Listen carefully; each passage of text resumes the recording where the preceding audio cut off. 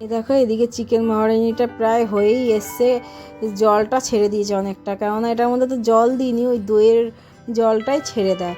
এটা তো জানোই তোমরা, জল দিয়ে করবো না, পুরো দুধ দিয়েই করবো, এর জন্য অল্প অল্প দুধ দিয়ে এই জিনিসটা করে নিয়েছি। বেশি একটা জল টানাবো না, কারণ একটু ঝোল ঝোল মানে কাই রাখবো, নাহলে তো বিরিয়ানি দিয়ে খাওয়া যাবে না, এর জন্যে বেশি একটা ঝোল টানাবো না। আর এইদিকে ভাতটাও বসিয়ে দিয়েছি, বিরিয়ানির ভাতটাও হতে রয়েছে।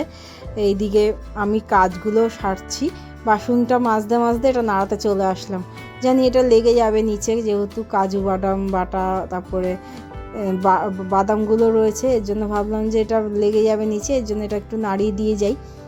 আর যে গুঁড়ো মশলাটা করে রেখেছিলাম সেটাও দিয়ে দিলাম।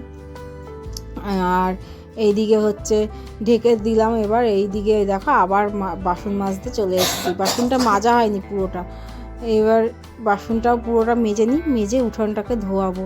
উঠোনটা নোংরা হয়ে রয়েছে, যেহেতু এই বাসনগুলোও রয়েছে, আমি উঠোনটা ধোয়াতে পারছি না, এই জন্য উঠোনটাও ধুয়ে নেবো। ওয়েদারটা একটু মেঘলা মেঘলা করে এসেছি, জানি না বৃষ্টি হবে নাকি, বৃষ্টি হলেই ভালো হয়। এত গরম পড়েছে না, রোদ্দুরটা উঠেছে, এত পরিমাণে গরম পড়েছে যে কি বলবো। বেশ জানি না, যদি বৃষ্টি হয় তাহলে একটু ভালো হয়, আর ঝড় বৃষ্টি হওয়ার কথা, এর জন্য দেখি চলো যদি বৃষ্টি হয় তো ভালো।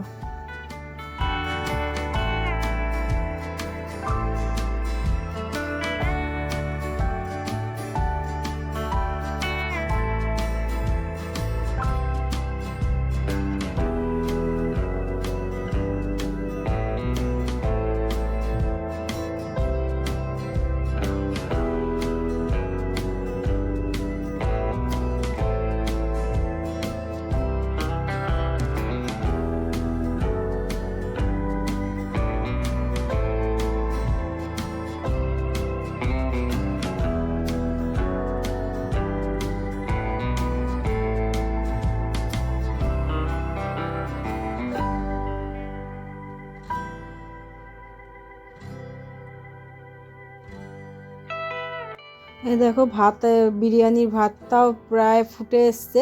এটা তো বেশি ফোটাবো না, একটু শক্ত শক্ত রাখবো, 90% 80% করে নেবো। এই দেখো আমার নিনজা টেকনিকে হাঁড়ি উপর দেওয়া হয়ে গেছে, দেখেছো?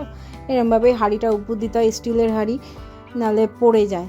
যাই হোক, বাসনগুলো যেগুলো ধোয়া বাসন ছিল সেইগুলোই মানে রেখে দিলাম। এই দেখো বলতে না বলতে বৃষ্টি নেমে গেছে, বলছিলাম না বৃষ্টি হলে ভালো হয়, দেখো কি বৃষ্টি নেমেছে, ভালোই হয়েছে, একটু বৃষ্টি নেমেছে, একটুখানি গরমের স্বস্তি হয়েছে, শান্তি পেলাম একটুখানি বৃষ্টিটা দেখে।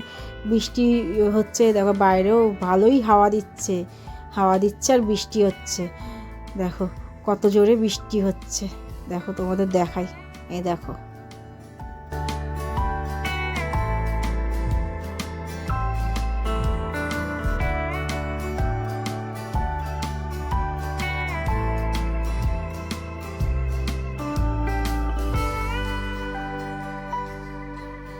বৃষ্টিও হচ্ছে, ওয়েদারটা খুব ভালো হয়ে গেছে। এদিকে আমার রান্নাও শেষ, এখন আর গ্যাসটা মুছবো না, এটা ঢেকে রেখে দেবো। আর এইদিকে পাশে হচ্ছে বিরিয়ানিটা রেডি করে ভাপে বসিয়ে আমি স্নান করতে যাব, স্নান টান করে এসে তারপরে খাবো, খুব খিদা পেয়েছে, এর জন্য স্নান ফান করে এসে তারপরে খাবো, এর জন্য গ্যাসটাও আর মুছবো না, বিকালবেলায় মুছবো।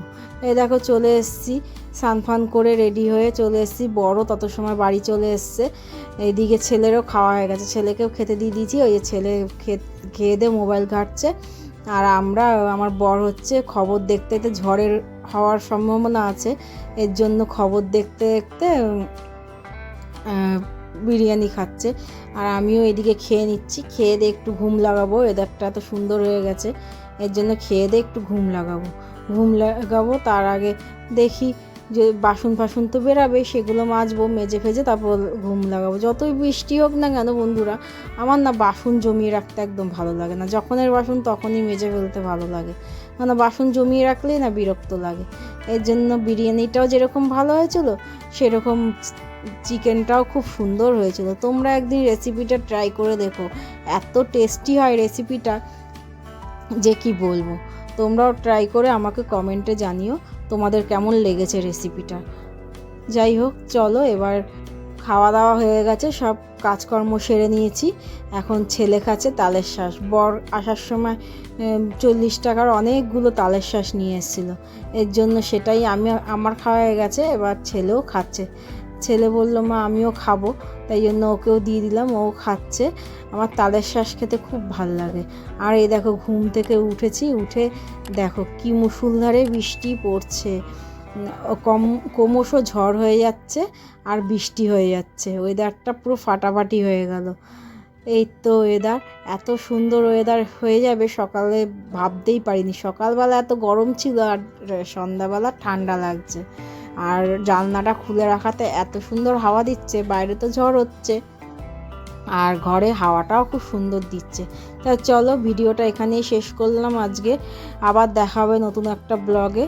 আমার ভিডিওগুলো যদি ভালো লাগে তাহলে চ্যানেলটাকে সাবস্ক্রাইব করে দেবে আর বেল ঘন্টিটা টিপে দেবে, আর লাইক শেয়ার কমেন্ট করে দেবে।